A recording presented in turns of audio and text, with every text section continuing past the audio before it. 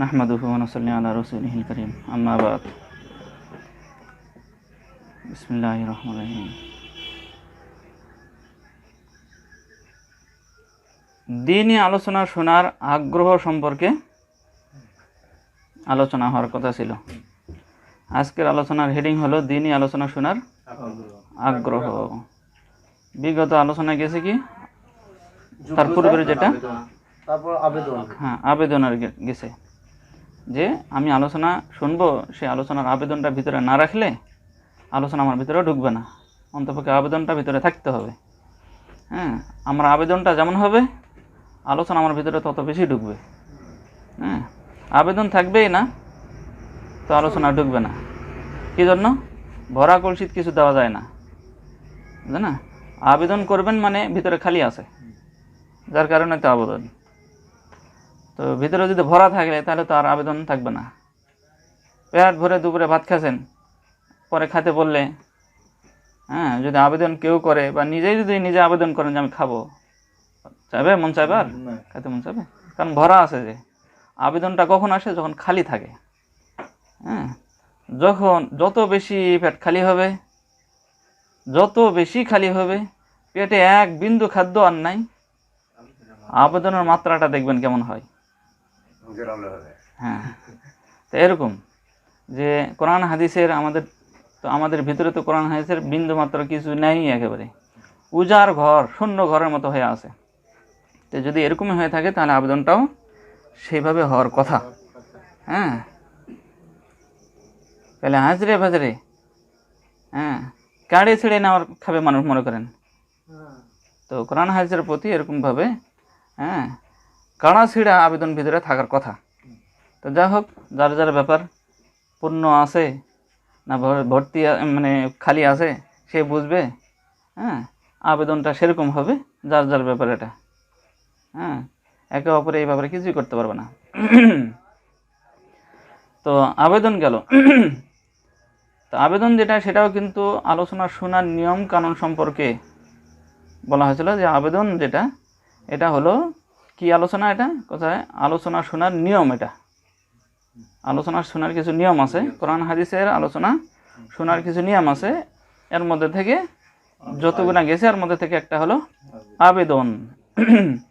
আজকে যেটা হচ্ছে যে কোরআন হাদিস শোনার আগ্রহ, এই কোরআন হাদিস শোনার আগ্রহ বলে যে নিয়ম এখানে বলা হবে, এটাও কোরআন হাদিস শোনারই নিয়ম। কোরআন হাদিস শোনার আগ্রহ নামে যে নিয়মটা আছে, এই নিয়মটা যদি আমার জানা থাকে, হ্যাঁ, এই নিয়ম সম্পর্কে যদি আমার জ্ঞান থাকে, তাহলে আমার কোরআন হাদিস শোনার সার্থক হবে। আর যদি এই জ্ঞানটা যদি না থাকে, সব জ্ঞানই আছে, কোরআন হাদিস শোনার যোগ্যতা এবং নিয়ম নীতি সবই আমার জানা আছে, কিভাবে কোরআন হাদিস শুনতে হবে সবই জানা আছে, কিন্তু এটা জানা নাই। তো এই যতটুকু জানা নেই, ততটুকুর অভাবে যা হওয়ার কথা তাই হয়ে যাবে। অর্থাৎ যে ক্ষতিগুলা যা হওয়ার কথা, মানে উপকার নাই, কি হবে? ক্ষতি হবে। যে ক্ষতি হওয়ার কথা সেই ক্ষতিগুলা হয়ে যাবে। তো ওই জন্য যদি এটা এই জ্ঞানের অভাবে যদি আমার ক্ষতি হয়, তাহলে আমাকে সেভাবে গুরুত্ব দিতে হবে। হ্যাঁ, তাহলে এই জ্ঞানের শূন্যতা আমার ক্ষতির কারণ বলা হচ্ছে। হ্যাঁ, যেহেতু ক্ষতি বলা হচ্ছে, তাহলে সেভাবেই গুরুত্ব দিতে হবে। কারণ বলা হয়েছিল যে আমল গুরুত্বপূর্ণ, তার চেয়ে বেশি গুরুত্বপূর্ণ, অর্থাৎ ক্ষতি না হওয়াটা আরও গুরুত্বপূর্ণ। তা যা হোক, আলোচনা শোনার, কোরআন হাদিসের আলোচনা শোনার আগ্রহ সম্পর্কে আলোচনা শুরু হচ্ছে ইনশাআল্লাহ। আমরা কম বেশ সবাই জানি, আজকের আলোচনায় কিছুটা মোটামুটি সবাই জানি, মানে এর চুম্বক কথাগুলি আমরা সবাই জানি, কিন্তু সেইভাবে হয়তো আমরা নেইনি এতদিন। এরকম হতে পারে। তো হয়তোবা কাটছাঁট করে কারো হয়তো জানা ছিল, এরকমও হতে পারে। হয়তোবা পুরাটা জানা আছে কিন্তু গুরুত্ব ছিল না, এরকম হতে পারে। অথবা পুরাটা জানা আছে, গুরুত্ব আছে, এমনও হতে পারে। কার কি অবস্থা জানা নেই। তো যা হোক, কোরআন হাদিসের আলোচনা যার জানা আছে সে যদি আবারও শোনে, আবারও কী হবে? উপকার হবে। ওই জন্য কারো যদি জানাও থাকে, আবার ওই নিয়েতেও শুনবেন। আল্লাহ এর মধ্যে আরও যে গানগুলি আছে এগুলো আমাকে দিয়েন। আমি আবারও শুনতেছি, আমি একই গুরুত্ব দিয়ে শুনতেছি। আমার জানা আছে বলে আমি আর গুরুত্ব দিব না? হ্যাঁ, গুনাহ হবে।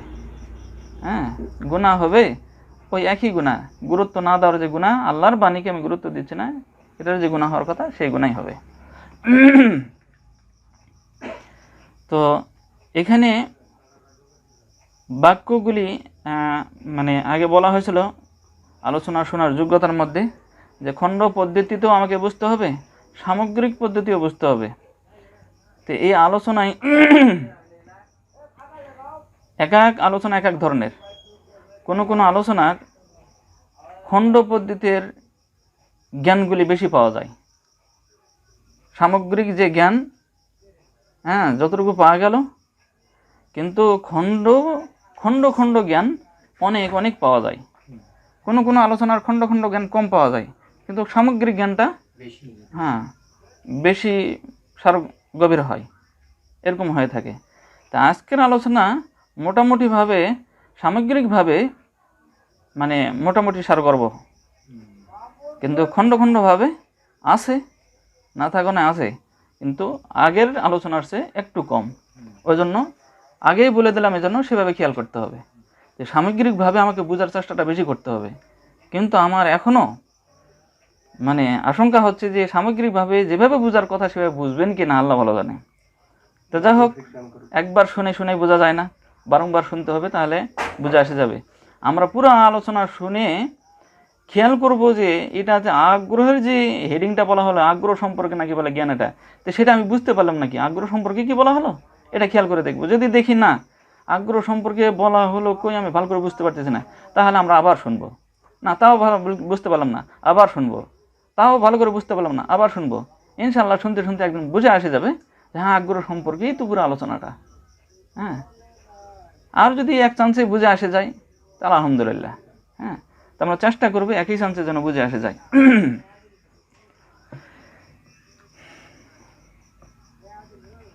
আল্লাহ পাক রুহ জগতে সমস্ত মানুষকে আদম আলাইহিস সালামের পৃষ্ঠদেশ থেকে বাহির করে বললেন, আমি কি তোমাদের রব নয়?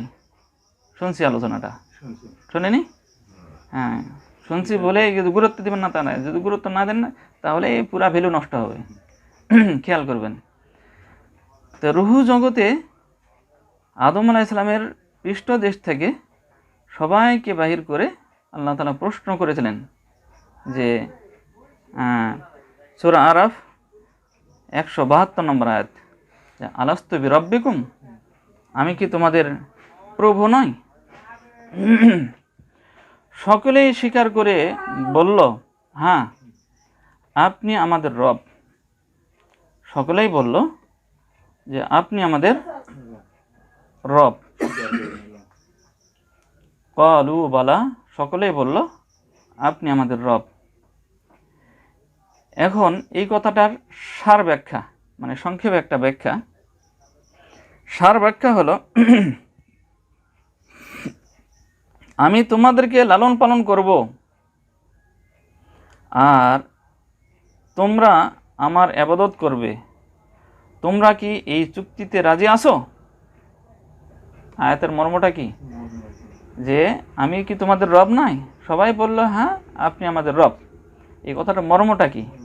এই কথার মর্ম হলো যে আল্লাহ আমাদের সাথে একটা চুক্তি করছে, অপরদিকে আমরা আল্লাহর সাথে কি করছি? একটা চুক্তি করছি। অর্থাৎ আল্লাহ এবং মানুষের মধ্যে একটা চুক্তি হয়েছে।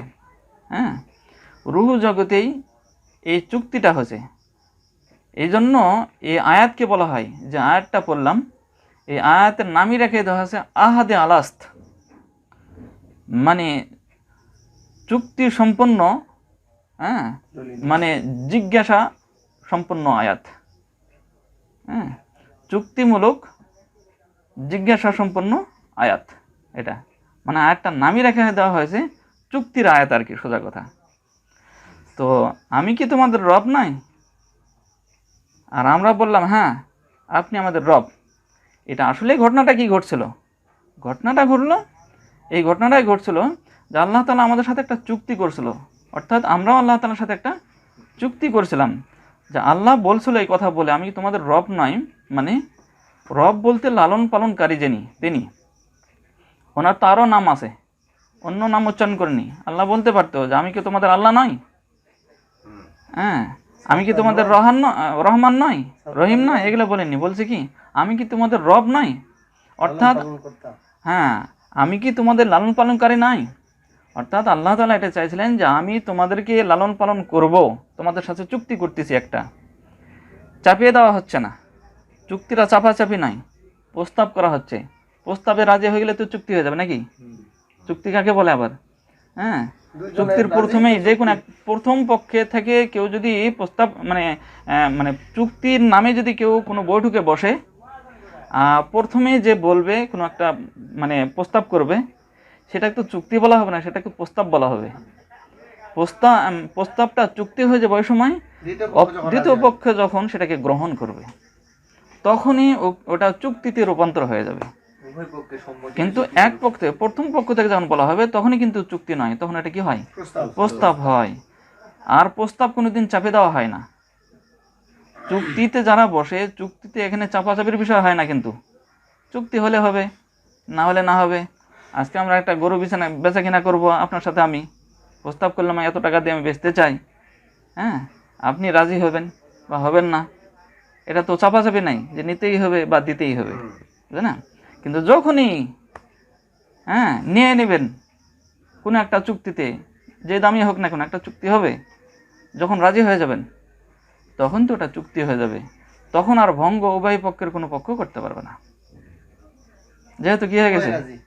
চুক্তি হয়ে গেছে।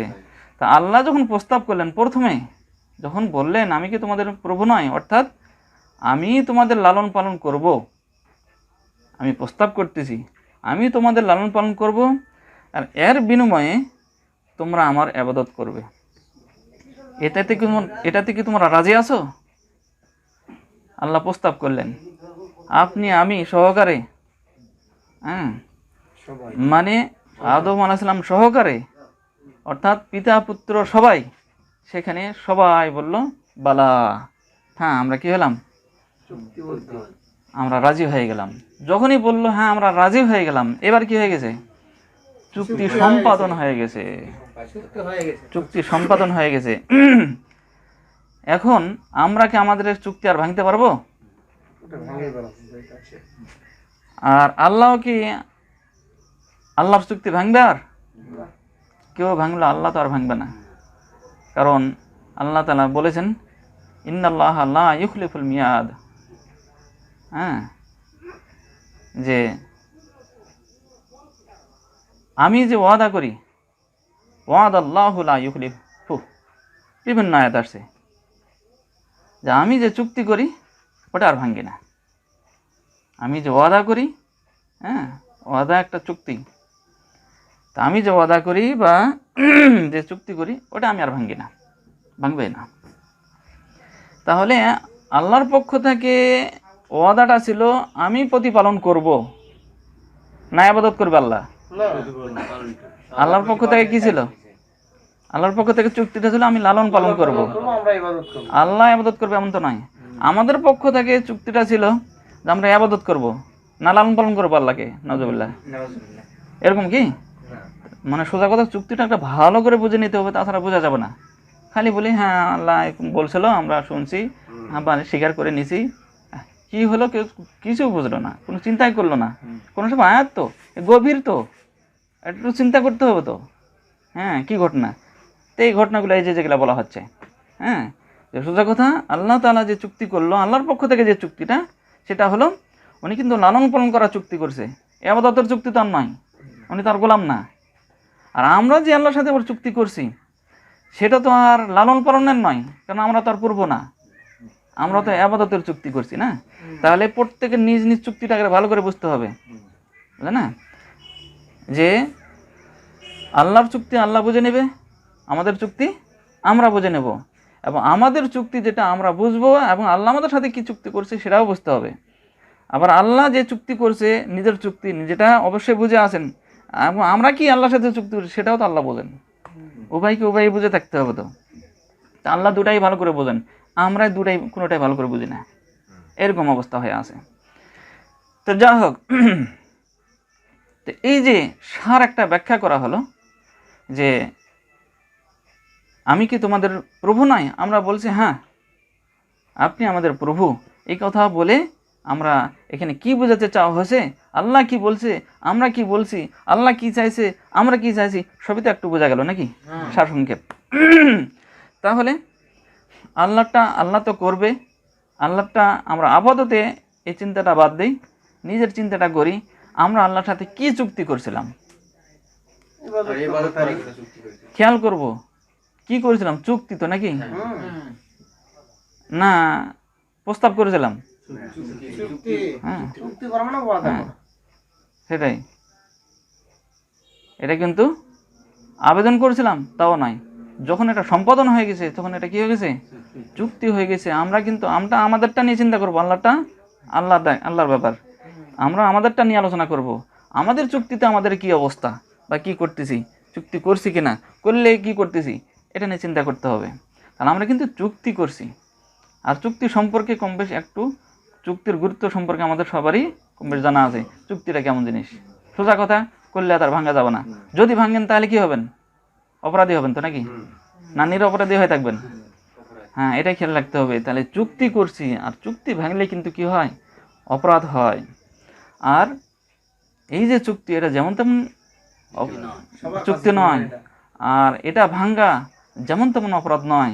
এটা এখানে এত কিছু বলা সম্ভব নয়, তাই না? যেহেতু সারসংক্ষেপ বলতে চাইছি এখানে। আচ্ছা, যা হোক, তাহলে সার ব্যাখ্যাটা আমরা জানলাম। এখন আমরা বলি যে সেখানে তো ফেরাউন ছিল নাকি সে সময়? সবাই ছিল না? ফেরাউন স্বীকার করেছিল না করেনি? কারণ আয়াতে বলা হয়েছে কলু, সকলেই বলেছেন বালা, সকলেই বলেছেন হ্যাঁ আপনি আমাদের প্রভু। আয়াতে কিন্তু বলে দিয়েছে আমাদেরকে, এই আয়াত দ্বারা হ্যাঁ আমরা যদি মনে করি না অমুকে স্বীকার করি সেখানে আমাদের ইমান যাবে, কিন্তু আয়াত কি জন্য? আয়াতে যে বলছে যে সকলেই স্বীকার করছে। কোনো একজন যদি স্বীকার না করতো, আল্লাহ বলে দিত, যেমন সকলে আদম আলাইহিসসালামকে সিজদা করছিল, কিন্তু কে সিজদা করেনি সেটা বলে দিছে, বুঝলেন না? তো এরকম এখানে বলে দিত যে কেউ যদি অস্বীকার করে থাকতো তাহলে বলে দিতেন যে অমুক অমুকে অস্বীকার করছিল, কিন্তু তা তো হয়নি। ঠিক আছে, তো ওই জন্য খেয়াল রাখবো যে ফেরাউন সে তো স্বীকার করছিল, আমরা জানি বা জানলাম, কিন্তু সে কি সত্য স্বীকার করছিল না মিথ্যা স্বীকার করছিল? খুব গুরুত্ব দিয়ে একটু করে শুনতে হবে। সেখানে সে সত্য স্বীকার করছিল না মিথ্যা স্বীকার করছিল? সবাই সত্য স্বীকার করছে না। ফেরাউনের ইতিহাস সম্পর্কে আমরা জানি, যে ওই নিজেই প্রভু দাবি করছে। ফেরাউনের ইতিহাস আমরা জানি, তার ইতিহাস প্রমাণ করে দিয়েছে যে সে মিথ্যা স্বীকার করছিল। ওখানে তো চুক্তিটা করেছিল মিথ্যা, ওই আবাদত করবে না। আবাদতের যে চুক্তি করেছিল, বলছিল যে হ্যাঁ আমি আবাদত করব, এটা তো চুক্তি নাকি? হ্যাঁ, ওই ওখানে মিথ্যা কথা বলছিল যে হ্যাঁ আমি আপনার সাথে চুক্তি করতেছি, হ্যাঁ আমি আপনার আবাদত করবো, এই কথাটা মিথ্যা বলছিল। আমরা কোথায় থেকে জানতে পারলাম, কিভাবে জানতে পারলাম? তার জ্বলন্ত দিবালোকের ন্যায় স্পষ্ট ইতিহাস দিয়ে আমরা বুঝতে পারছি, জানতে পারছি।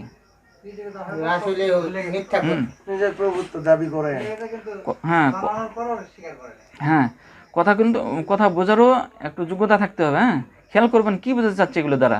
হ্যাঁ, কারণ একটাও কিচ্ছা কাহিনী নয়। এই ফেরাউনের কথা বলতেছি, ফেরাউনের ইতিহাস একটুও বলিনি এখানে, খালি বললাম যে ফেরাউনের ইতিহাস দ্বারা প্রমাণ হয়েছে, শেষ। কি ইতিহাস? এগুলা কিচ্ছা কাহিনী নয়, এগুলো তো আমরা জানি। হ্যাঁ, তো ফেরাউন সত্য স্বীকার করছিল না মিথ্যা স্বীকার করছিল এটা আমরা জানি। কিভাবে জানতে পারছি? তার ইতিহাস দ্বারা। ঠিক আছে, আচ্ছা। মূসা আলাইহিস সালাতু ওয়াস সালাম কি সত্য স্বীকার করেছিল না মিথ্যা স্বীকার করেছিল সে সময়? আমি আপনার ইবাদত করব, আপনার সাথে চুক্তি করছি। এই যে চুক্তিটা, এই চুক্তিটা সত্য ছিল না মিথ্যা? সত্য ছিল। কিভাবে জানতে পারছি আমরা? হ্যাঁ, তার ইতিহাস দ্বারা আমাদের কাছে প্রমাণিত হয়ে গেছে উনি সত্য স্বীকার করছিল। ঠিক আছে, কেউ বুঝতে পারুক না পারুক আমরা উম্মতে মুহাম্মাদিরা বুঝতে পারি, অন্যরা বুঝতে পারেনি। আল্লাহ তাআলা এই সুযোগ দিয়েছিল না, কারণ অন্যদের সামনে ইতিহাস ছিল না, আদম আলাইহিস সালামের সামনে ইতিহাস ছিল না, আমাদের সামনে কি আছে? ইতিহাস আছে, সবার শেষে আসার কারণে নাকি।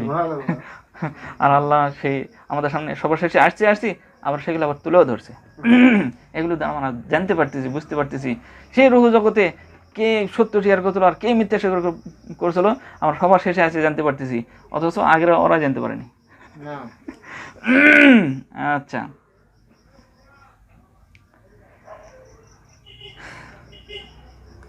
আবু জেহেল সত্য স্বীকার করেছিল না মিথ্যা স্বীকার করেছিল? হ্যাঁ, তাই না?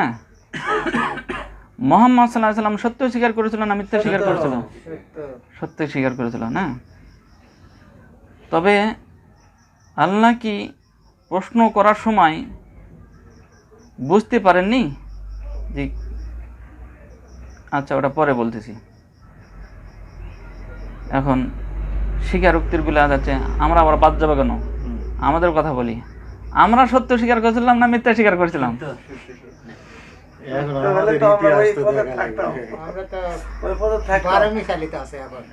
আপনার ইতিহাস তো কোরআন দ্বারা আমাদেরকে জানিয়ে দেওয়া হয়নি, হাদিস দ্বারা। আপনার ইতিহাস আপনার চেয়ে আমরা বেশি জানবো?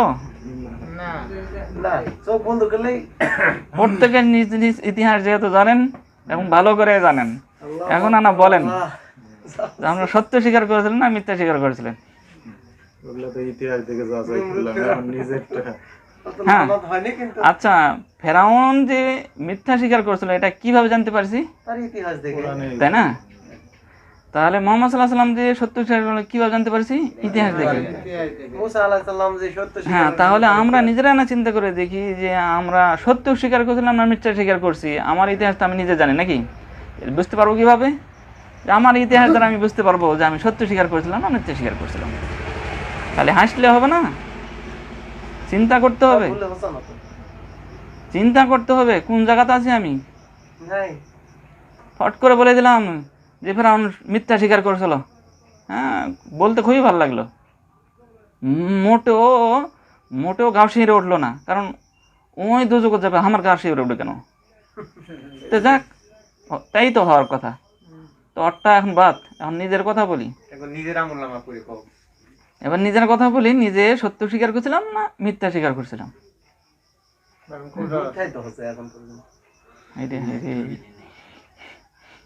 হ্যাঁ, বুঝলেন না? আমল গুরুত্বপূর্ণ। হ্যাঁ, বজর তো দূরে থাকলো, আমলের কি অবস্থা? সত্যই স্বীকার করছিলাম না মিথ্যা স্বীকার করছিলাম, আমল তো মানে হেফাজত তো পরে। সত্য স্বীকার মিথ্যা স্বীকারের প্রশ্ন কোন জায়গাতে? আমল করা না কারোর উপরে। কি অবস্থা! যাই হোক, বলতেছেন না, আমি বলতেও পারবো না, নিজ নিজ ব্যাপারটা জানেন, আজকের এখন থেকে জানিয়ে নেবেন, খেয়াল করে রাখবেন। আমার ইতিহাস সম্পর্কে তো প্রশ্ন করছিল, হুজুর প্রশ্ন করছিল, সেটা ঠিক আছে, কিন্তু এখন আমি নিজে প্রশ্ন করতেছি, নিজে প্রশ্ন করে দেখবো আমার কি অবস্থা হয়ে আছে। তাহলে ফেরাউনের কি অবস্থা হয়েছিল, হ্যাঁ, আর আমার কি অবস্থা, তাহলে আমার কি হতে পারে, নিজেরা সারাসি করে দেখবো। আল্লাহ, যা হোক, মানে এই পর্বের আলোচনা গেল, এই বিষয়ের এখন দ্বিতীয় পর্বিক আলোচনা এখন। হ্যাঁ, তবে আল্লাহ পাক কি প্রশ্ন করার সময় বুঝতে পারেনি যে কে সত্য স্বীকার করেছে আর কে মিথ্যা স্বীকার করেছে? আলোচনা খেয়াল করতেছেন তো? আগেই বলছিলাম যে আলোচনাটা আগের কারো জানা আছে, আগের থেকে কারো জানা ছিল বা ছিল না, কি অবস্থা জানি না, কিন্তু খেয়াল করবেন, শুনবেন, গুরুত্ব দিয়ে শুনবেন, নতুন করে কিছু বুঝ আসবে, মনে হবে যে আসলেই বিষয়টা গুরুত্বপূর্ণ ছিল, তাই না? তো বাক্যটা কি বলা হলো যে আল্লাহ পাক তো প্রশ্ন করছিল নাকি? প্রশ্নটা কে করছিল? আল্লাহ। তো চুক্তি স্বরূপ প্রশ্নটা করছিল আল্লাহ তাআলা। তা আল্লাহ যখন প্রশ্ন করে, প্রশ্ন করার সময় কি আল্লাহ কি জানতেন না যে কে এখানে সত্য স্বীকার করতেছে আর কে আমার সামনে সে মিথ্যা স্বীকার করতেছে? এটা কি উনি জানতেন না? জানতেন, ঠিক না? আচ্ছা,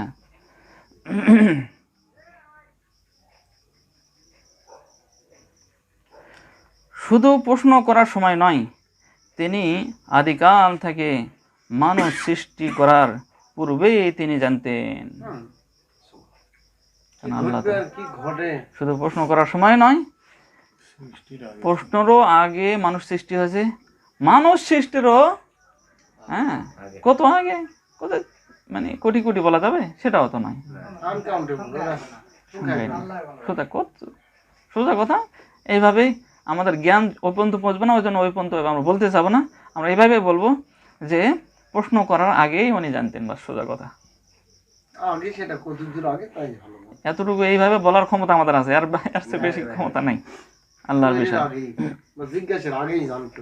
তিনি প্রশ্ন করার আগে জানতেন কে মানবে আর কে মানবে না, এবং তা তিনি আগে লিখেও রেখেছিলেন। প্রশ্ন করার আগে তিনি শুধু জানা নয়, কি করেছিলেন? লিপিবদ্ধ হয়েছে। লিপিবদ্ধ করে রেখেছেন। ঠিক আছে, চার সংকট। এখন আমরা বলি যে কারটা সঠিক, ফেরাউনের স্বীকারোক্তি না ফেরাউনের স্বীকারোক্তি না মানবে না, এই ব্যাপারে আল্লাহর জানাটা সঠিক। কথাটা বুঝতে পারছেন? ফেরাউন আছে মানবে না কারটা সঠিক, যে ফেরাউনেরটা সঠিক, ফেরাউনের স্বীকারোক্তিটা সঠিক না আল্লাহ তাআলা যে তারও অনেক আগে, প্রশ্ন করার আগে অনেক আগে লিখে রেখেছে সেটা সঠিক। সেটাই সঠিক। যেটা লিখে রাখছে সেটাই সঠিক। আচ্ছা, তাহলে উত্তর এটাই হচ্ছে যে আল্লাহর জানাটাই সঠিক। হ্যাঁ, যে আরে ফেরাউন তুমি তো মানবে না, সঠিক মানে বুঝতে পারছেন? মানে আল্লাহ তো লিখে রাখছে ফেরাউন মানবে না, নাকি? এভাবে এ বিষয়ে লিখে রাখেনি? মানার কথা লিখে রাখছে না মানবে না এটা লিখে রাখছে? মানবে না এটা লিখে রাখছে। আর ফেরাউন যে স্বীকারোক্তি করছে সেটা কি স্বীকারোক্তি করেছিল? ফেরাউন তো বলেছিল যে হ্যাঁ আমি চুক্তিবদ্ধ করতেছি, আমি মানবো, এটা না? তাহলে এখানে সত্য মিথ্যার একটা ঘটনা ঘটতেছে না? আল্লাহর লেখা আর এর স্বীকারোক্তি দুটার মধ্যে কিন্তু একটা সত্য মিথ্যার বিরাজ হচ্ছে এখানে। হ্যাঁ হ্যাঁ, ওটা আসতেছে, কিন্তু এটা আগে ক্লিয়ার হয় যে আল্লাহ লিখে রাখছে যে সে মানবে না, নাকি? আর ফেরাউন বলছে আমি মানবো, তাই না? তাহলে এই জন্য বলা হচ্ছে কারটা সঠিক, আল্লাহর লেখারটা সঠিক না ফেরাউন মানবে না এটা সঠিক? মানে ফেরাউন যে মানবে এই কথা বললো এটা সঠিক, ফেরাউনের স্বীকারোক্তিটা সঠিক, কোনটা সঠিক? আল্লাহটা সঠিক, ফেরাউনের মানে স্বীকারোক্তিটাই হলো মিথ্যা, বুঝলে না? আচ্ছা, ওটাই বলা হচ্ছে আরে ফেরাউন তুমি তো মানবে না, তার মানে তো বলছিল মানবো। ওটা বলা হচ্ছে যে ফেরাউন তো মানবে না, আল্লাহ আমি মানবো, মানে একটা কথোপকথন তো, হ্যাঁ মানবো। তাহলে ঠিক আছে, তুমি মানবে না এটা আমি লিখে রাখলাম, মানে আমি তো লিখে রাখছি, তুমি যে মানবে না এটা তোমার লিখে রাখছি বা লিখে রাখলাম তো। হ্যাঁ হ্যাঁ, তুমি মানবে কি মানবে না সেটাও লিখে রাখা হবে। খেয়াল করেন কথা,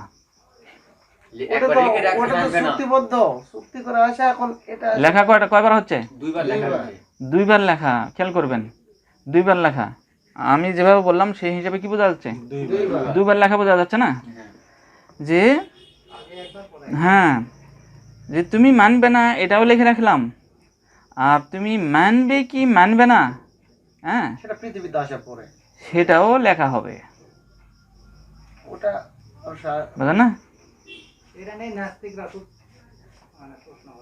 হ্যাঁ আচ্ছা ওলা হ্যাঁ পরে হবে না হুম আচ্ছা মনে থাকলে মানুষ তাহলে তুমি মানবে কি মানবে না, এই চুক্তিটা রক্ষা করবে না করবে না সেটাও লিখে রাখা হবে। হ্যাঁ ভবিষ্যতে লিখে রাখা হবে, মানে ভবিষ্যতে লিখে রাখা হবে। তার মানে রূহ জগৎ তো এখনো আসেইনি। হ্যাঁ তথা দুই ঘরে ফেরেশতা রয়েছে। ফেরাউন যখন আসছিল তখন তার দুই ঘরে কি ছিল? ফেরেশতা ছিল। হ্যাঁ কিয়ামতের দিন সেসব লেখাগুলি তোমার সামনে পেশ করা হবে। কোন লেখা পেশ করা হবে? যেটা লিখে রাখা হয়েছিল ওটা না যেটা করছে যেটা এই দুনিয়ার মুখে পরে যেটা লেখা হয়েছে, যেটা লিখে রাখা ফেরেশতারা হবে, লিখছে, আর ওটা তো আল্লাহ হ্যাঁ লিখছে। ওটা কিয়ামতের দিন আল্লাহ তাআলা তার সামনে পেশ করবেন। সত্য না কথাগুলা? পেশ করবেন। তো এগুলো আয়াত আছে, সবগুলো আয়াত বলা সম্ভব হচ্ছে না। হুম যেহেতু সার কথা এগুলো বলা হচ্ছে।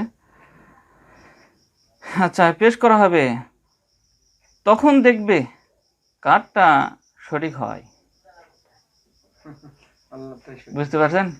আল্লাহ যে লিখে রাখছে। দিলে তোমার পরে যেটা লেখা হলো, দুই ঘরে দুই ফেরেশতা, পরে যেটা লেখা হয়েছে এগুলাও কিয়ামতের দিন তোমার সামনেই পেশ করা হবে। পেশ করে তখন দেখা যাবে যে আমি যেটা লিখে রাখছিলাম আগে সেটাই সঠিক ছিল, হ্যাঁ না তোমার স্বীকারোক্তি সঠিক ছিল, তোমার এই পরবর্তী লেখা দিয়েই প্রমাণ হয়ে যাবে তোমার স্বীকারোক্তিটা সত্য ছিল না মিথ্যা ছিল। বুঝলে না? হ্যাঁ আচ্ছা আল্লাহ যে লিখে রেখেছেন এটাকে বলা হয় তাকদীরের লেখা। আল্লাহ আগে যে লিখে রেখেছেন এটাকে কি বলা হয়? তাকদীরের লেখা। শুধু ফেরাউন না, না সবার? শুধু মানুষ না, সব সৃষ্টির? হ্যাঁ সবার জন্য। একজনের উদাহরণ টানে বলা হলো আর কি। ঠিক আছে এটাকে তাকদীর বলা হয়, মানুষ তো করে, তাকদীরের লেখা বলা হয়। এটা। হ্যাঁ আচ্ছা সেটাই অনিবার্য রূপে সঠিক হবেই, সেই লেখাটাই অনিবার্য রূপে ঘটবেই। সঠিক হবে। আর পরবর্তী লেখাগুলা হ্যাঁ কোনোটা সঠিক হবে, কোনোটা বেসঠিক হবে। তার মানে হ্যাঁ যারা মানবে তারাও স্বীকার করছে, যারা মানবে না তারাও স্বীকার করছে। তো পরবর্তী লেখা কি হবে? কোনোটা সঠিক হবে, কোনোটা বেসঠিক হবে। যারা মানার স্বীকার করছিল তাদেরটা সঠিক হবে, এই লেখার দাম মিল কিন্তু থাকবে যে মানবে না হ্যাঁ তারটা সঠিক হবে না। সোজা কথা তাকদীরের লেখা যেটা সেটা সঠিক, সেটার কোনো কম বেশ নাই, ওটাই চূড়ান্তভাবে সঠিক। ঠিক আছে কিন্তু পরের গুলাই কি হবে? কোনোটা সঠিক হবে, কোনোটা বেসঠিক হয়ে যাবে। হ্যাঁ কিভাবে সঠিক হবে আর কিভাবে বেসঠিক হবে বুঝতে পারলে পারলেন, না পারলে সামনে আসতেছে। আচ্ছা সঠিক হবে। তাকদীর দুই প্রকার। এখন তাকদীরের প্রকারভেদগুলো একটু দেখানো হচ্ছে। তাকদীর দুই প্রকার। একদল জাহান্নামে যাবেই, একদল দোজখে যাবেই।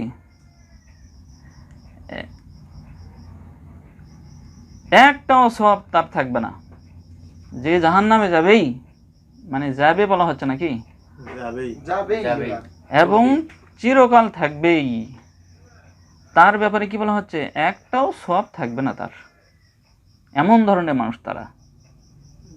খেয়াল করছেন? যারা জাহান্নামে যাবেই এবং জাহান্নামে চিরকাল থাকবেই, তাদের একটা সওয়াবও থাকবে না। মানে জান্নাতের আশার কোনো ভিত্তি বলতে কিছুই থাকবে না। আশারও কি থাকে?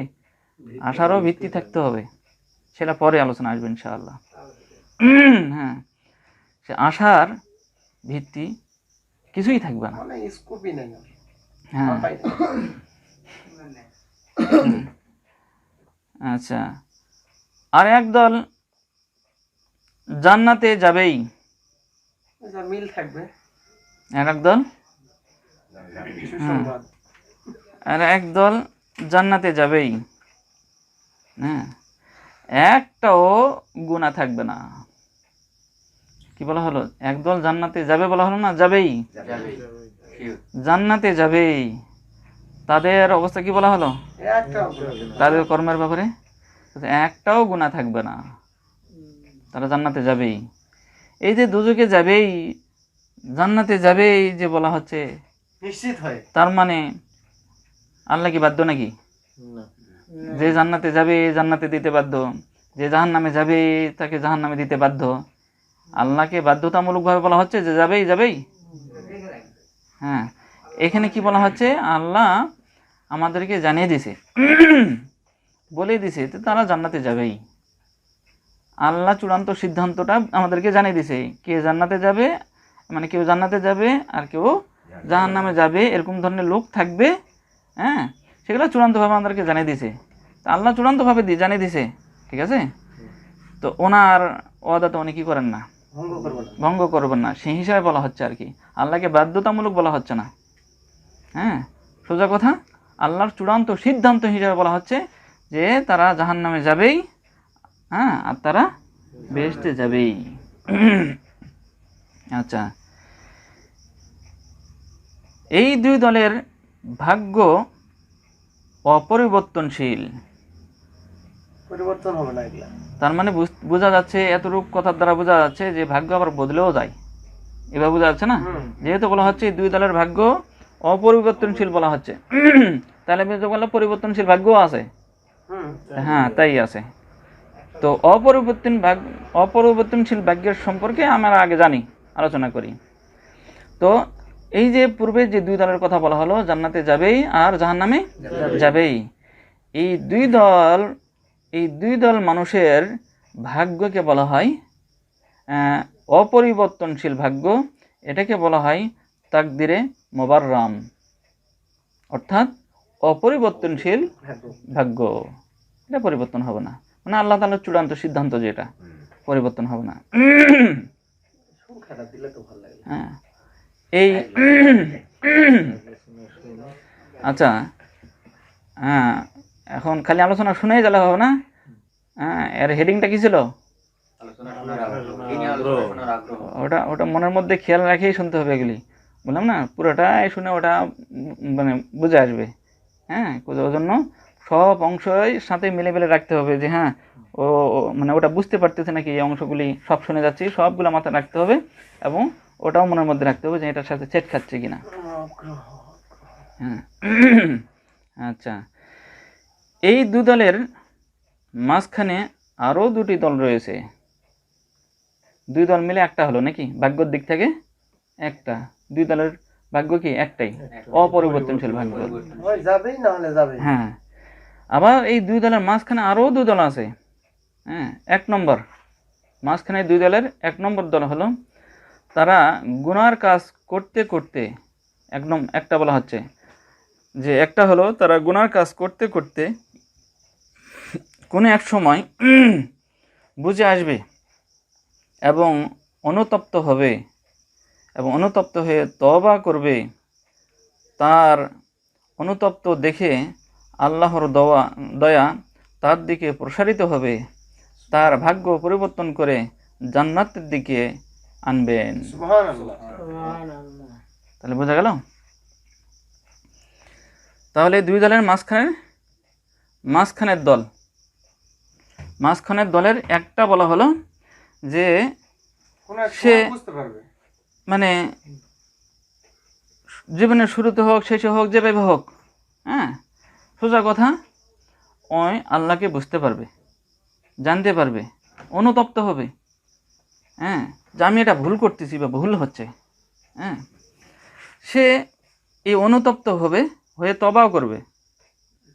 হ্যাঁ, এই তওবা করার কারণে হয়তো আল্লাহ তো কোনোটাতেই বাধ্য না যে ওর ভাগ্য পরিবর্তন করা লাগবেই, যেহেতু তওবা করছে, আল্লাহ বাধ্য না। এই জন্য বলা হচ্ছে আল্লাহ কি করবে কাকে বলা যাবে না, যে তওবা করবে তারও দুটা সম্ভাবনা রয়েছে, যে তার ভাগ্য পরিবর্তন করতেও পারে নাও পারে, বুঝলে না? তো যা হোক, এখানে যেটা বলা হচ্ছে যার ভাগ্যটা আল্লাহ পরিবর্তন করে দিবেন তার সম্পর্কে আলোচনাটা এখানে করা হচ্ছে, যে ভাগ্য পরিবর্তন করে দিবেন তার অনুতপ্ত দেখে তওবা করার কারণে। হ্যাঁ, তো এখন এতটুকুর দ্বারা আমরা কি বুঝতে পারলাম যে কোনো ব্যক্তি যদি কোনো অন্যায় করে কোনো কিছুতে, অন্যায় করার পরে যদি আল্লাহর কাছে তওবা করে, তা আশার একটা বাণী আছে। আল্লাহ কি করতে পারেন? হেদায়েতের রাস্তায় খেয়াল করবেন, ভাগ্য পরিবর্তন করে দিবেন। খবর আছে? হ্যাঁ, আমরা জানি তাকদীরের লেখা পরিবর্তন হয় না, কিন্তু আমাদের কাছে হয় না। তা আল্লাহ কি এর মধ্যে এটাতে, আল্লাহ কি এটাতে বাধ্য? না, এটার ঊর্ধ্বে। আল্লাহ এটার ঊর্ধ্বে। এই জন্য তিনি, আমরা ভাগ্য পরিবর্তন করতে পারবো না, কিন্তু আল্লাহ কি করবেন? পরিবর্তন করতে পারবেন। সেটা আমাদের কারণে করতে পারেন, অথবা সরাসরি তার নিজের দয়ার কারণেও করতে পারেন, অথবা নিজের গোচ্ছার কারণে, রাগের কারণে পরিবর্তন করে দিতে পারেন। ভালো ছিল খারাপ করে দেবেন। ঠিক আছে? হ্যাঁ, তো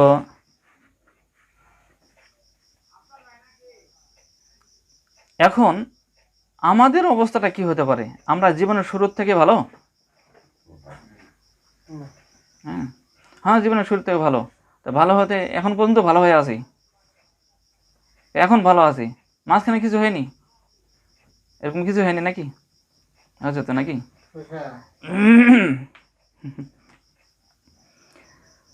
আল্লাহ তাআলা কোরআন পাকে ঘোষণা করেন, ওয়াকাইফা তাকফুরুনা ওয়া আনতুম তুতলা আলাইকুম আয়াতুল্লাহি ওয়া ফীকুম রাসূলুহু ওয়া মান ইয়াতাসিম বিল্লাহি ফাকাদ হুদিয়া ইলা সিরাতিম মুস্তাকিম। সূরা ইমরান 101 নম্বর আয়াত। আয়াতের অর্থ হচ্ছে, আল্লাহ তাআলা বলেন যে কিভাবে তোমরা কুফরি করতে পারো। খেয়াল করবেন, আর না আল্লাহর কাছে ভুল ত্রুটি, যে কিভাবে তোমরা কুফরি করতে পারো, অথচ তোমাদের সামনে আল্লাহ তাআলার আয়াত তেলাওয়াত করা হয়, অর্থাৎ কোরআন হাদিসের আলোচনা করা হয়, এবং তোমাদের মাঝে রসুলও রয়েছে, রসুলের অবর্তমানে তার ওয়ারিস আলেম ওলামা রয়েছে। ওমান ইয়াতাসিম বিল্লাহি ফাকাদ হুদিয়া ইলা সিরাতিম মুস্তাকিম। যে ব্যক্তি আল্লাহ তাআলাকে, আল্লাহ তাআলার বিধানকে, আল্লাহ তাআলার আলোচনাগুলোকে একেবারেই দৃঢ়ভাবে আঁকড়ে ধরবে, আল্লাহ তাআলা তাকে সরল সঠিক পথে রাস্তা প্রদর্শন করবেই, হেদায়েত দিবে। আয়াতের অর্থ, এই আয়াত দ্বারা কি বুঝতে পারলাম? যে আমাদের মাঝে এখন তো রসুল নাই, সব ব্যাখ্যা করা যাবে না। তো রসুল না থাকলে আলেম ওলামা আছে, আয়াত তেলাওয়াত করা হচ্ছে। হ্যাঁ, তারপরও আমরা কিভাবে আল্লাহর কুফরি করতে পারি? কিন্তু হচ্ছে না, হচ্ছে না। আশার বাণী তো বলা হচ্ছে, কিন্তু আমাদের, তাহলে এখানে তো আমাদের লজ্জা করা উচিত। হ্যাঁ, আপনি হন আর আমি হই, প্রত্যেকের লজ্জা করা উচিত যে নবীর ওয়ারিস আছে, এখনো পর্যন্ত তারা কোরআনের বাণী প্রচার করে যাচ্ছে। হ্যাঁ, কোরআন হাদিসের যাহা কিছু আমরা জানতে পারতেছি কার কাছ থেকে? ফেরেশতা এসে বলে গেছে? নবী আসে বলে গেছে? এখনো তো সেই নবীর কথা, আল্লাহর কথা এখনো তো যারা আমাদের কাছে পৌঁছে দিচ্ছে, তারা কে? আলেম ওলামা। তারা তো এখনো আমাদের কাছে আছে, এখনো আমাদের কাছে পৌঁছে দিয়ে যাচ্ছে, প্রচার করে যাচ্ছে, এবং আয়াতগুলি মানে তেলাওয়াত করে, এখনই তো তেলাওয়াত করা হলো, এখনো তো বলা হচ্ছে। তারপরও আমরা কিভাবে কুফরি করতে পারি? না, তো এই কুফরি টুকরি ছাড়ে দিয়ে যে নবীর ওয়ারিস যা পৌঁছে দিচ্ছে, অর্থাৎ কোরআন হাদিসের আলো যেগুলা পৌঁছে দিচ্ছে, এগুলা যদি আমরা শক্ত করে আমরা আঁকড়ে ধরি, তাহলে সরল সঠিক পথে, সিরাতে মুস্তাকিম বলা হচ্ছে, ফাকাদ হুদিয়া ইলা সিরাতে মুস্তাকিম, সিরাতে মুস্তাকিমের দিকে আল্লাহ তাআলা হেদায়েত দিবেনি। ফাকাদ অবশ্যই দিবে, বুঝলেন না? এখন কি বুঝলেন? এই অংশে কিছু ইঙ্গিত পালেন এই আলোচনার হেডিং এর?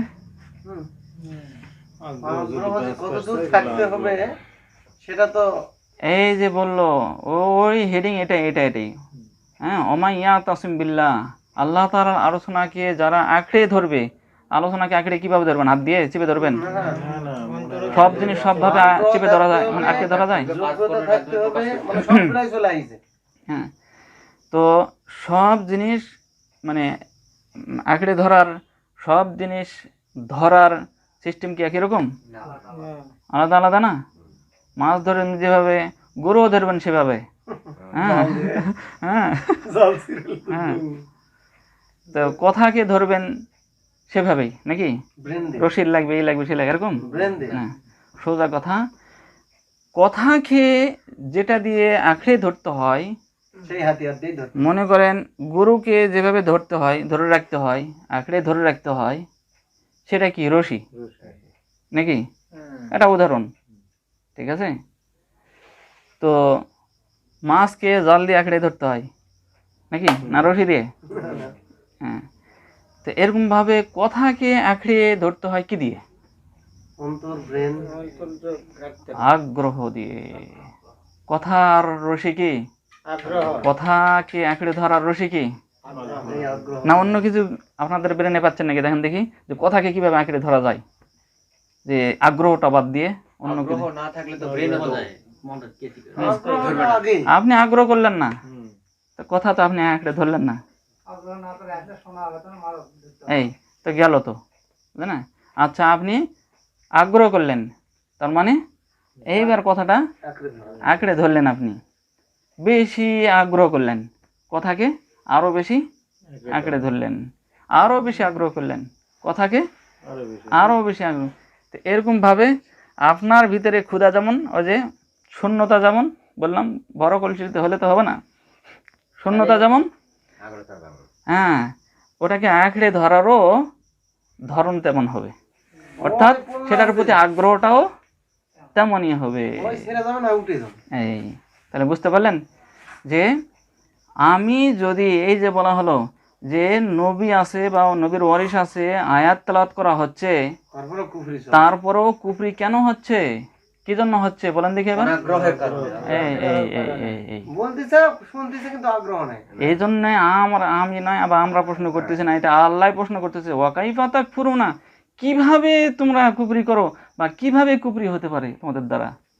যে নবী রসুল আছে, ওয়ারিসা আছে, এবং কোরআনে আয়াত তেলাওয়াত হচ্ছে, তারপরে কিভাবে কুফরি হচ্ছে?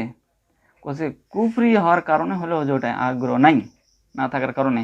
ওই জন্য আল্লাহ তাআলা দেখে দিচ্ছে, যে দিক দেখে দিচ্ছে, যে এগুলা থাকার পরও তোমাদের কাছ থেকে ছুটে যাবে যদি এটা না থাকে। আয়াতে শেষ অংশে যেটা বলা হচ্ছে, এটা যদি না থাকে, যে ওমাইয়া তাসিম বিল্লাহি, আল্লাহ তাআলার কথাগুলিকে যে আঁকড়ে ধরবে না, অর্থাৎ যদি আগ্রহ না করে এটার উপরে, হ্যাঁ, যে যেমন আগ্রহ করবে তেমনই তার মধ্যে এটা আটকে থাকবে, হ্যাঁ, তখন সে হেদায়েত পাবে, তাছাড়া পাবে না। কোরআন হাদিস যতই প্রচার হোক, আলেম যতই চালসা হোক, হ্যাঁ হ্যাঁ, মানুষ কারো কথা কয় না, বিজ্ঞান দিয়ে জাল মানে চালসা হবে এই কথা বলে না, হ্যাঁ হ্যাঁ, জেনারেল শিক্ষা দিয়ে, জেনারেল যারা শিক্ষিত ওদেরকে দিয়ে চালসা হবে এই কথা কয় না, কি কয়? আলেম দিয়ে ঘর চাওয়া হবে।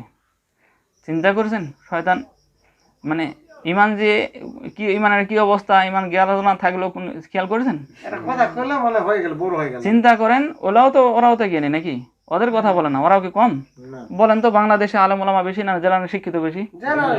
চাল ছাওয়া কার দিয়ে, কার দ্বারা চাল ছাওয়া হবে? 90% আর 10%। যদি চাল ছাইতে চান তো ওদের দ্বারাই তো চাল ছাওয়া হবে, ওটা বলে না। হ্যাঁ, তার মানে ওটা বলে কি বুঝতে চাই? আমি ভালো চাল ছাওয়া হচ্ছে মানে ভুয়া, ভুয়া, এলার কোনো দামই নাই। নাউজুবিল্লাহ, ওইটা বলতেছি যে নবীর ওয়ারিস আছে, বাণী পৌঁছাচ্ছে, এটাই কুফরি হচ্ছে। হ্যাঁ, বাণী পৌঁছাচ্ছে, আর এই ওদের এগুলিকে দৃঢ়ভাবে আঁকড়ে ধরা হচ্ছে না, অর্থাৎ গুরুত্ব দেওয়া হচ্ছে না, এই কারণে তো চাল ছাওয়ার কথা বলা হয়, আর এই জন্যই তো কুফরি হয়ে যায়। এই কথাটা বললে কুফরির দিকে হয় যায় নাকি? তো অবশ্যই এটা তো ভালো দিকে আনবে না, এটাকে ভালো ভালো কিছু বোঝানোর জন্য, সম্মান দেওয়ার জন্য বলা হয়। কি অবস্থা। তো যা হোক, এখন আমরা বুঝতে পারলাম যে হাদিস কোরআন কিভাবে গুরুত্ব আসছে জানি না। হাদিস এই যে আয়াতটা হয়তো ভালো করে বুঝে আসলো না বলে মনে হচ্ছে আমার কাছে। বাবা গরম, না তুমি উপরে এটি বসনো। তো তো এখানে আমাদের আগে যে প্রশ্ন করা হলো, যে আমরা সত্য স্বীকার করেছিলাম না মিথ্যা স্বীকার করেছিলাম, এই যে খুঁজে পাচ্ছি না, হ্যাঁ, যেই কারণে অভাব আমরা মৃত্যুক বলে মনে হচ্ছিল, সেটা কি কারণে? যে আমরা কুফরি করতেছি, আমার জীবনে ইতিহাস দ্বারা আমি বুঝতে পারতেছি যে ভালো কিছু করিনি, আমি তো কুফরি করি, এই কারণেই তো আমি বলতে পারছি না যে আমি মানে সত্য স্বীকার করছি। যদি কুফরি না করতাম তাহলে তো ঠিকই আগে ভাগে বলতাম না আমি সত্য স্বীকার করেছিলাম, বলে ফেলতে হতো, কিন্তু আমরা বলাই পারছি না, তার মানে কুফরি হয়ে যাচ্ছে বা কুফরি হচ্ছিল। এই কারণেই আমরা বলতে পারতেছি না, তার মানে আমার মধ্যে কুফরি আছে। আর কুফরি কিভাবে থাকে? আলেম আছে, কোরআন হাদিসের আলোচনা শুনি, তারপরে কেন এলা? আলেম আছে, কোরআন হাদিসের আলোচনা হচ্ছে, তারপরেও কুফরি কেন হচ্ছে? ওই একটারই অভাব, আগ্রহ। অমাইয়া তাসিম বিল্লাহ, এটার অভাবেই আমি এতদিন হেদায়েত পাইনি। আর আল্লাহ এই যে ওয়াদাও করতেছে এখানে, বুঝলেন না, যে অমাইয়া তাসিম বিল্লাহ, যে আসলেই আগ্রহ নামে রশি দিয়ে কেউ যদি এগুলিকে আঁকড়ে ধরে তাহলে ফাকাদ হুদিয়া ইলা সিরাতি মুস্তাকিম, আমি অবশ্যই তাকে সিরাতি মুস্তাকিমের দিকে রাস্তা দেখাবো। না, তাহলে এই ঘর সাহা বাদ, ঘর সাহা হোক আর যেটাই হোক, এগুলো দিয়ে যদি আমি গুরুত্ব দেই তাহলে আমি হেদায়েত পাবো, তাছাড়া পাবো না, সোজা কথা, আর কোনো এর চেয়ে বেশি কোনো কথা নাই। আচ্ছা, আরেকটা আয়াত বলা হচ্ছে যে, আচ্ছা এটা পরে, তাহলে ওই প্রথম দুই দলের পরের দল, দুই দলের মাঝখানে আরো দুই দল আছে বলা হলো, তার এক দলের কথা বলা হলো যে কোনো ব্যক্তি যদি, এই যে আমরা মিথ্যা স্বীকার করে আসছি বলে মনে হচ্ছে, তো আমরা যদি সংশোধন হয়ে যায়, ভালো হয়ে যায়, হ্যাঁ, আবার যদি তওবা করে অনুতপ্ত হয়ে আল্লাহর দিকে যদি ফিরে আসি, তাহলে এই যে আয়াতটা আমাদেরকে প্রমাণ করে দিল যে যদি আমরা আঁকড়ে ধরি, গুরুত্ব দেই, তাহলে অবশ্যই আমাদেরকে কি করবে? ভাগ্য পরিবর্তন করে দিবে। আয়াত দ্বারা বোঝা গেল তো আমাদের ভাগ্য পরিবর্তন হবে, বোঝা গেল। আমরা আগ্রহ করলে, এই যে বলাই হচ্ছে ওমাইয়া তাসিম বিল্লাহ, যে গুরুত্ব দিবে, আগ্রহ করবে, আঁকড়ে ধরবে আল্লাহর বাণীকে, তার ভাগ্য পরিবর্তন হবে, ওই কুফরি আর করতে পারবে না, সে সিরাতে মুস্তাকিমের দিকে চলতে শুরু করবে। দ্বিতীয় দুই দলের এক দলের আলোচনা হলো, আরেক দলের আলোচনা করা হচ্ছে। আর এক দল, তারা জান্নাতের পথে চলতে চলতে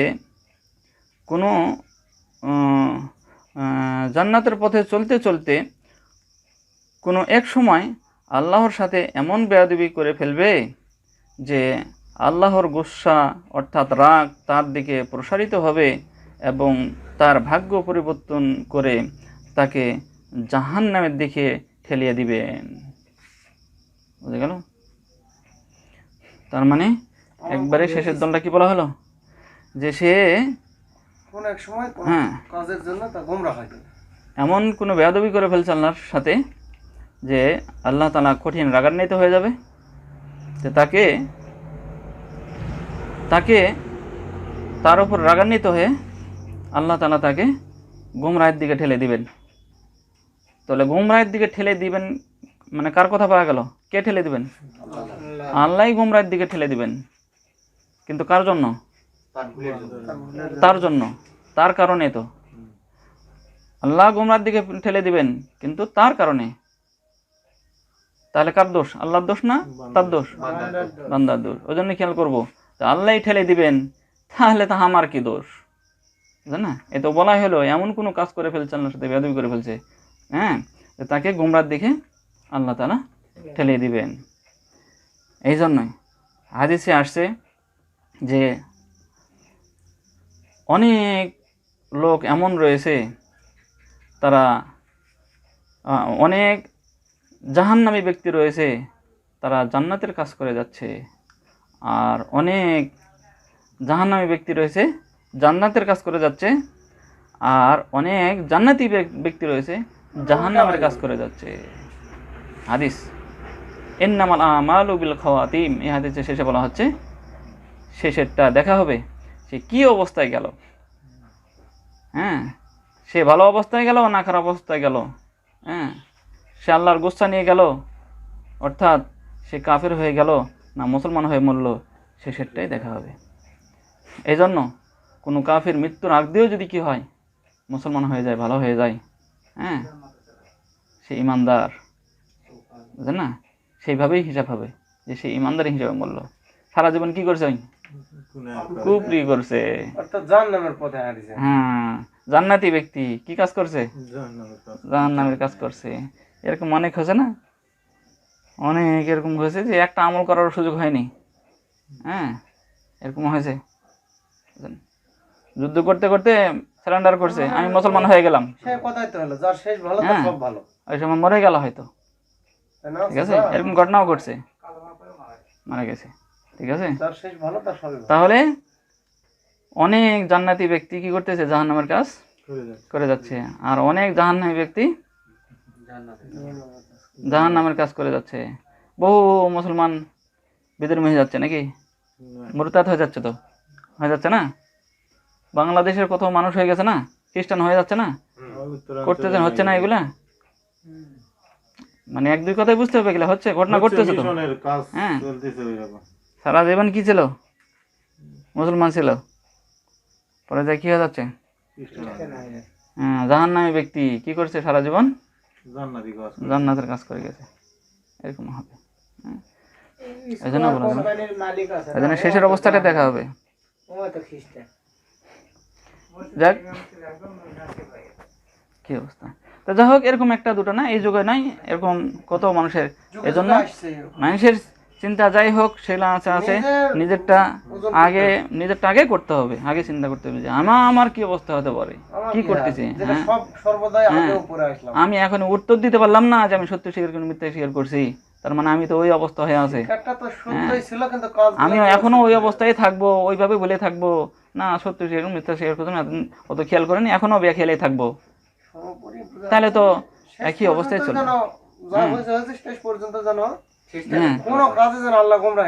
হ্যাঁ, আসলে সেটাই। এখন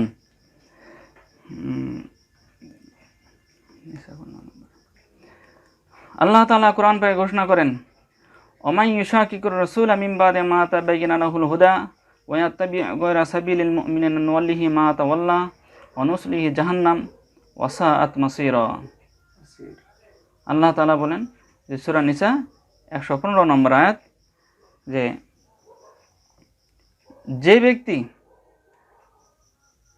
যে ব্যক্তি হেদায়েত পাওয়ার পরেও, অর্থাৎ মুসলমান, হ্যাঁ, হেদায়েত পানিওয়ালা ব্যক্তিই হোক আর সাধারণভাবে মুসলমানের উদ্দেশ্য হোক, যেটাই হোক না কেন, সোজা কথা মুসলমান উদ্দেশ্য, সে হেদায়েত পাওয়া হোক না পাওয়া হোক সেটা পরের কথা। হ্যাঁ, মুসলমান হওয়া এক ধরনের হেদায়েত, সেটা অন্য প্রসঙ্গ। যাকে আমরা এটাই ভাববো যে মুসলমান হওয়ার পরেও যে ওমাই ইউশাকিকুর রাসূলা মিন বাদি মা তাবাyyana লাহুল হুদা, হ্যাঁ, তার কাছে কি রয়েছে? যে স্পষ্ট বাণী তার কাছে পৌঁছেছে। যে এই তো বলা হলো আগের আয়াতে যে আলেম ওলামা আছে, কোরআনের বাণী পৌঁছে দিচ্ছে, তারপরেও কি করছে? যে মুমিনের যে পথ, গয়রা সাবিলিল মুমিনিন, মুমিনের যে পথ, ওই পথে না চলে, একজন মুসলমানের পথে না চলে, হ্যাঁ, ওই বিপরীত পথে চলতেছে, অর্থাৎ মুসলমানিত্ব তার মধ্যে নাই, এমনভাবে চলতেছে ওই। হ্যাঁ, আল্লাহ এবং আল্লাহ রসুলের বিরুদ্ধে সে যুদ্ধ ঘোষণা করলো। হ্যাঁ, আল্লাহ এবং আল্লাহ রসুলের বিরুদ্ধে যুদ্ধ ঘোষণা করলো। তা আমরা যুদ্ধ ঘোষণা করছি কোনোদিন? হ্যাঁ, আল্লাহ রসুলের বিরুদ্ধে যুদ্ধ ঘোষণা করছি? ওটাই। হ্যাঁ, কোরআনের অন্য আয়াতে আল্লাহ তাআলা বলেছে যে সুদ, লেনদেন এগুলোর সাথে যারা জড়িত, তারা কেমন যেন আল্লাহ আল্লাহ রসুলের বিরুদ্ধে তারা কি করলো? যুদ্ধ ঘোষণা করলো। আল্লাহ আল্লাহ রসুলের বিরুদ্ধে, এখানে ওমাই ইউশাকিকুর রাসূলা, আল্লাহ আল্লাহ রসুলের বিরুদ্ধে বিরুদ্ধাচরণ করার কথা বলা হচ্ছে এখানে। তো এখানে বিরুদ্ধাচরণ তো দূরে থাকলো, আল্লাহ রসুলের বিরুদ্ধে আমরা যুদ্ধ পর্যন্ত কি করি? ঘোষণা করি আমরা। চিন্তা করেন কে কে আছি এই অপরাধে জড়িত, জীবনে এই অপরাধে কে কে জড়িত হয়েছিলাম বা আছি, তাহলে কোন পর্যায়ে আমরা? হ্যাঁ, তাহলে কি হলো? তাহলে যেহেতু মুসলমানি তার বিপরীত পথে চলতেছে, খেয়াল করবেন, মুসলমানি তার বিপরীত পথে চলতেছে। কোন দিকে তাকাবো? কোন দিকে চলতেছে? নোয়াল্লিহি, হ্যাঁ, মা তাওয়াল্লা, হ্যাঁ, মা তাওয়াল্লা, সে যেদিকে চলতেছে, যেদিকে মুখ ঘুরছে, সে যে পথে চলতেছে, নোয়াল্লিহি, আল্লাহ তাআলা বলেন আমি ওদিকে তাকে পরিচালিত করি, ওদিকে ঠেলে দেই, আর এদিকে নয়, মুমিনের দিকে নয়। খেয়াল করতে পারছেন? বুঝা যাচ্ছে ভাই, সব অনসলিহি জাহান্নাম, ঠেলতে ঠেলতে কোথায়? ঠেলতে ঠেলতে একেবারে নিজে অনসলিহি জাহান্নাম, একে জাহান্নাম আল্লাহ তাআলা পৌঁছে দেন। অনসলিহি জাহান্নাম, জাহান্নাম ওয়াসাআত মাসিরা, আর ওখান থেকে ওর পরে আর ঠেলা হবে না, ওই পর্যন্ত শেষ। যত ওয়াসাআত মাসিরা, রাগ হবে। এটাই হলো, হ্যাঁ, একেবারেই কতই না নিকৃষ্টতম একটা কাজ, স্থান, স্থান, সেখানে আল্লাহ তাআলা ঠেলে দেবেন। কাজের বিনিময়ে স্থান। তাহলে এই সব দোষগুলো আমাদের মধ্যে আছে না, নাকি অবস্থা? তো এখন হয়তো বলবেন যে এটা তো কোয়াও যাবে না, এটাও তো মানা করে। কোনটা? কে কোনো ভিতরের কোনো গুনাহ কাজ না। গুণের কথা কোয়া যাবে? আপনি আপনি শুনবা যাচ্ছে আমরা ক্ষমতায়। আচ্ছা, তো এখন হয়তো বলবেন যে আমাদেরকে কি কাফের বলতে চাচ্ছেন? এই সব আমরা মুসলমানের মধ্যে এই সব এত কঠিন কথা বলতেছেন, কি কাফের টাফের বলতে চাচ্ছেন নাকি? না, ও যে এটা বলতেছেন? আচ্ছা, তাহলে ওটা আগামীর ওটা শোনার জন্য, সম্মান তো দিলেন, এখন ওটা কিন্তু শোনার আমরা জন্য ভালো মনে করি। আরও দিয়ে একটা শুনি, হ্যাঁ। তারপরে কাফের বলতে চাচ্ছি না কি হচ্ছে সেগুলা বলা হবে। এটার পরে সুয়াশাত তুলে দেওয়ার দেয় যাচ্ছে। আল্লাহ তাআলা কোরআন পাকে ঘোষণা করেন, সূরা ইমরান ৮৬ নম্বর আয়াত, কাইফা ইয়াহদিল্লাহু কওমান কাফারু বা'দা ঈমানিহিম ওয়া শাহিদু আন্নার রাসূলা হাক্কুন ওয়া জাআহুমুল বায়িনাত আল্লাহু লা ইয়াহদিল কওমাজ জালিমিন। আল্লাহ তাআলা আয়াতে ঘোষণা করেন, কাইফা ইয়াহদিল্লাহু কওমান কাফারু, ওই সম্প্রদায় বা ওই ব্যক্তিকে কিভাবে হেদায়েত দেওয়া যায়। এবার দেখেন যে ওই সম্প্রদায়, কোন সময় আয়াতগুলি সঠিক, খেয়াল করবেন, একদম সঠিক। মানে কতটা গুরুত্বপূর্ণ, যা সংকট, হ্যাঁ, কোটি কোটি কোটি কোটি কতদিন আগে আল্লাহ তাআলা লিখে রাখছে আয়াতগুলা, কত পরে আমরা শুনতেছি, হ্যাঁ, মানে অপরিকল্পিত আয়াত বলে মনে হচ্ছে এগুলি। না, তো আল্লাহ তাআলা সৃষ্টিটাই তো বলতেছে, অপরিকল্পিত। হ্যাঁ, এটাই তো আল্লাহ তাআলা বলতেছে যে কিভাবে ওই সম্প্রদায় বা ওই ব্যক্তিকে হেদায়েত দেওয়া যায় যে কুফরি করে, বাদা ঈমানিহিম, ওই কথায়। ঈমান আনার পরেও, মুসলমান হওয়ার পরেও, মুমিন হওয়ার পরেও কুফরি করে, ওই ব্যক্তি বা ওই সম্প্রদায়কে কিভাবে হেদায়েত দেওয়া হবে? কুফরির ধরনগুলা কি কি এটাও জানা দরকার। অশাহিদু আন্না রাসূলা হক, তারা আল্লাহ রসুলকে সত্য বলেও কি করছে? স্বীকার করেছে, সাক্ষ্য দিয়েছে। আমরা দেইনি? আমানতু বিল্লাহি ওয়া তারপরও কিভাবে কুফরি করে? ঈমান আনছে, আল্লাহ রসুলকে সত্য বলে স্বীকার করছে, ও জাআহুমুল বায়িনাত, তার সামনে কোরআন হাদিসের আলোচনাও সামনে আছে, কোরআন হাদিস আছে, শুনছে, জানছে, তারপরেও কিভাবে কুফরি করে, হ্যাঁ, এগুলার পরেও কুফরি করতেছে, তাকে কিভাবে হেদায়েত দেওয়া যায়? তো এগুলা করলে সে ভালো মানুষ না খারাপ মানুষ? অবশ্যই খারাপ না। যে খারাপ তাকে জালেম বলা হয়। তো জালেমের আরো বিস্তর ব্যাখ্যা বিশ্লেষণ পরে বলা হবে, খালি এতটুকু মনে রাখেন, যে খারাপ তাকে কি বলা হয়? জালেম বলা হয়।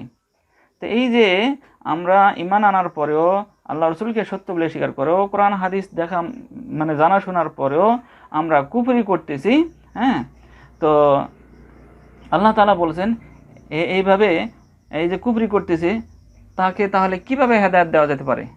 হ্যাঁ, আল্লাহু লা ইয়াহদিল কওমাজ জালিমিন, তাহলে হেদায়েত কিভাবে দেওয়া যেতে পারে? আল্লাহ তো প্রশ্ন করেছিল, হ্যাঁ, কিভাবে প্রশ্ন করেছিল, মানে প্রশ্নের কারণটা কি ছিল? তাহলে এইভাবে হলে তো হেদায়েত দেওয়া যাবে না।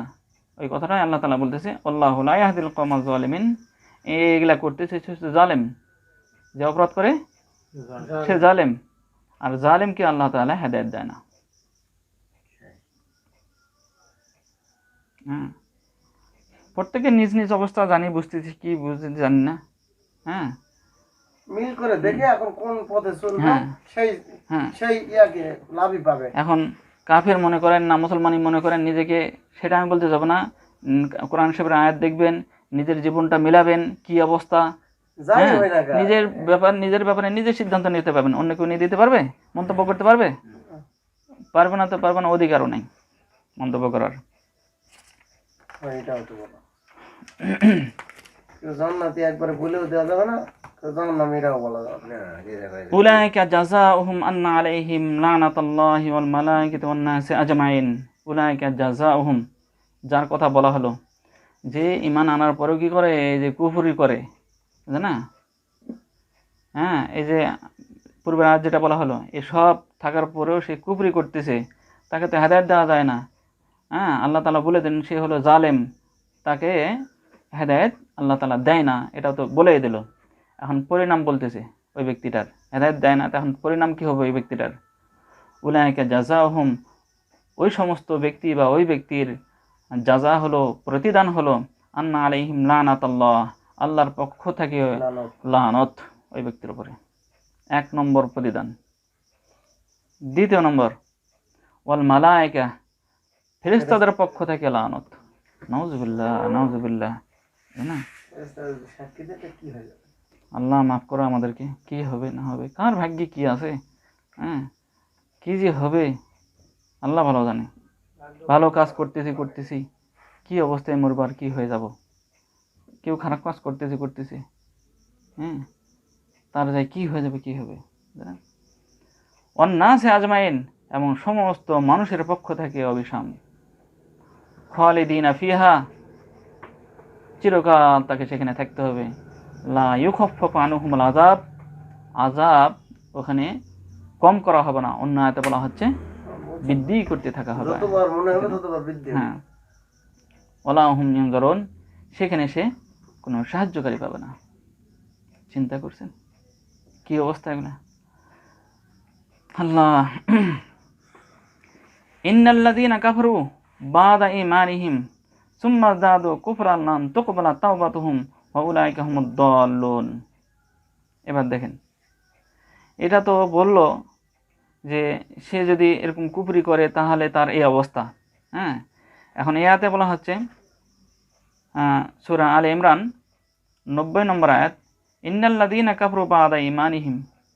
আবারও পরবর্তীতে আয়াতে আল্লাহ তাআলা বলতেছে, যে ব্যক্তি ঈমান আনার পরেও কুফরি করে, সুম্মা যাদু কুফরান, এবং কুফরি করে কুফরির উপর বাড়াবাড়িও করে, অর্থাৎ কুফরি দিন দিন বৃদ্ধি পেতে থাকে। আর তাই না, কুফরি করতেছে, সংশোধন হবে, ভালো ভালো কি মন্দ, বরং দিন দিন আর কুফরি বাড়তেই আছে। তাহলে কি হবে? লান তুকবালা তাওবাতুহুম, একটা অপশন আগে বলা হয়েছিল যে তওবা যদি করে, এই যে এবারে দেখেন, যদি এই কুফরি করে কুফরির উপর অটল থাকে অথবা বাড়াবাড়ি করতে থাকে, তাহলে আল্লাহ তাআলা কি করবে? লান তুকবালা তাওবাতুহুম, আল্লাহ তাআলা তার তওবা কবুল করবেন না। অপশন হয়ে গেল একবারে, হ্যাঁ, রপ্তানি বন্ধ হয়ে গেল। কঠিন অবস্থা। ওয়া উলাইকা হুমুদ দাল্লুন, হ্যাঁ, সে বা তারাই হলো পথভ্রষ্ট। গায়রুল মাগদুবি আলাইহিম ওয়াদ দাল্লিন, ওই পথের পথিক। হ্যাঁ, সূরা আলে ইমরান 91 নম্বর আয়াত, ইন্নাল্লাযীনা কাফারু ওয়া মাতু ওয়া হুম কুফফার, ফালান ইউকবালা মিন আহাদিহিম মিনুল আরদি যাহাবান ওয়া লা ইফতাদা বিহি উলাইকা লাহুম আযাবুন আলীমুন ওয়া মা লাহুম মিন নাসিরিন।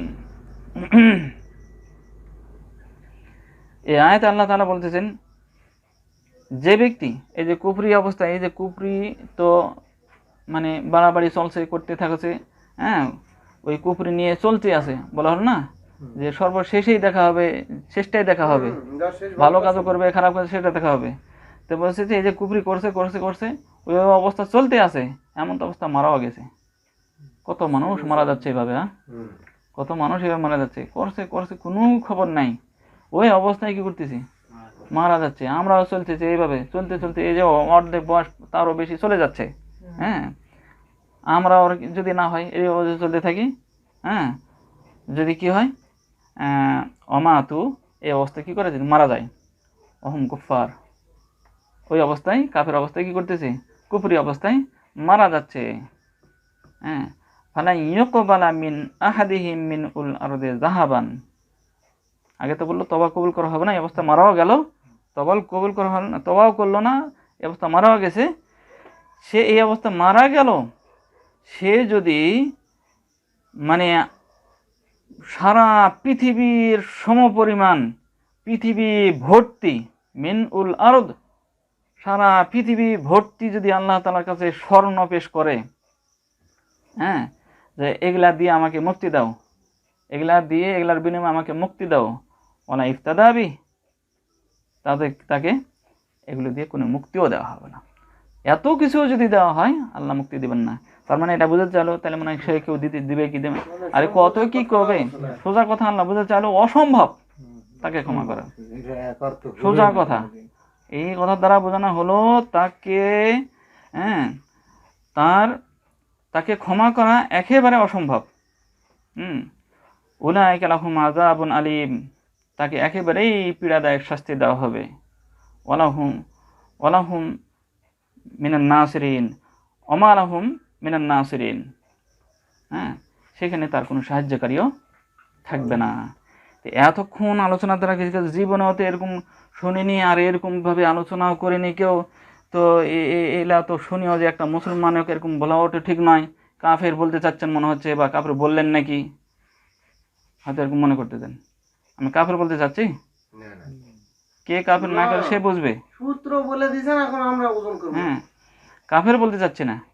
এখন হয়তো প্রশ্নও জাগবে যে এই অবস্থাতেও আমরা যে অবস্থা আর এই অবস্থা, আর এই যে মানে যে বর্ণনাগুলো দেওয়া হচ্ছে কোরআনে, এই যে অবস্থা, দুটার অবস্থা তো দেখা যাচ্ছে আমি তো ঠিকই মিলে যাচ্ছে আমার, তো এই অবস্থাতে কি তাহলে আমি আসলে কাফের?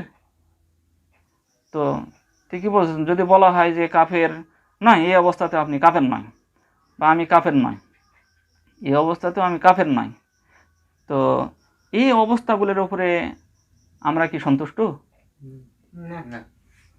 কথার কথা, এই অবস্থাতেও আপনাকে কাফের বলা হলো না, কিন্তু এই অবস্থাগুলা আপনার মধ্যে আছে, তো কাফের বলা হলো না। তাতে যদি বলা হয় যে না এই অবস্থা আছে, থাকে এলা অবস্থা, যদিও এগুলো অবস্থা, কিন্তু এই অবস্থাতে আপনি কাফের নাই, তাহলে আপনি সন্তুষ্ট হয়ে যাবেন।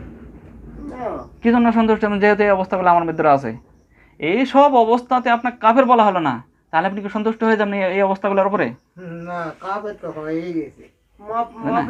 সোজা কথা, এই সব অবস্থাতে, হ্যাঁ, আপনাকে কাফের, হ্যাঁ, আপনি কাফের হবেন না হবেন ওটা অন্য কথা, ব্যাপারটা পরে রাখেন, কিন্তু অবস্থা এগুলা যদি হয়, এমন অবস্থা যদি হয়, তাহলে আমি সন্তুষ্ট আছি কি না, এগুলো আমার কাছে পছন্দ কি না, এসে না আসলে বিপদের কারণ কি না, এটা আমরা চিন্তা করি। হ্যাঁ, কাফের বলার ক্ষমতা যে মুসলমান দাবি করবে, ইমানদার দাবি করবে, হ্যাঁ, সে যদি কাফেরও হয় প্রকৃতপক্ষে, তার মনের মধ্যে যদি কুফরিও থাকে, হ্যাঁ, কিন্তু সে তার কর্মকাণ্ড ইসলামে দেখাচ্ছে, ইমানের কর্মকাণ্ড দেখাচ্ছে, মুখে স্বীকার করতেছে সে ইমানদার, কিন্তু তার বিরুদ্ধে কুফরিও যদি থাকে, তারপরেও সারা বিশ্বের কোনো ব্যক্তির পক্ষে সম্ভব নয় তাকে কাফের ফতোয়া দেওয়া, বলতে পারবে না, কারণ মনের ব্যাপার কে জানে, কারণ ওর অবস্থা দেখা যাচ্ছে, একটা মুসলমানের অবস্থা দেখা যাচ্ছে, হ্যাঁ, কিন্তু সে যদি ভিতরেও যদি মুসলমান থাকে, তা আমি কাফের বলে দেবো কীভাবে? এই জন্য অন্তরের কথা আল্লাহ ভালো জানে কি আছে না আছে।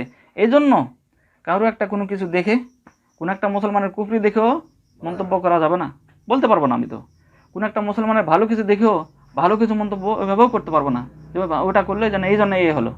হ্যাঁ, হ্যাঁ, সাধারণ ধারণা যে মুমিন সে অবশ্যই ভালো, সেটা অন্য কথা, আমি ওদিকে যাচ্ছি না। আমি বলতে চাচ্ছি এই কথা, এই অবস্থাতে আমি কাফের হই আর না হই সেটা পরের কথা, কিন্তু এই অবস্থাগুলোর ওপর আমরা কি সন্তুষ্ট?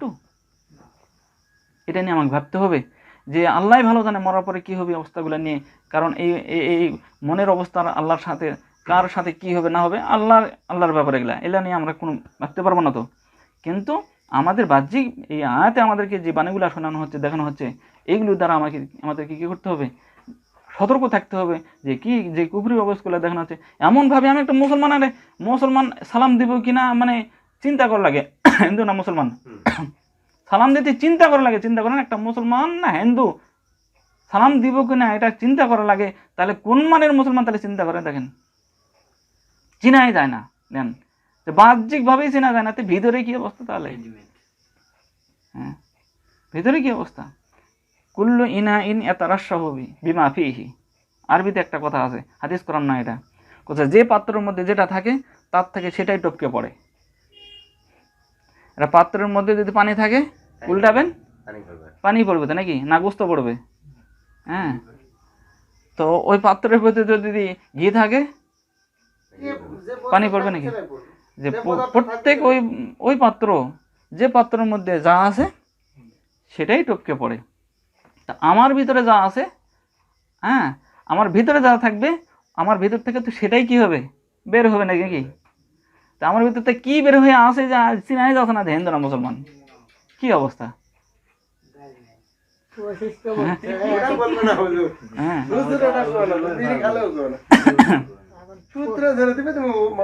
তো যা হোক, এখন কার মধ্যে কি আছে?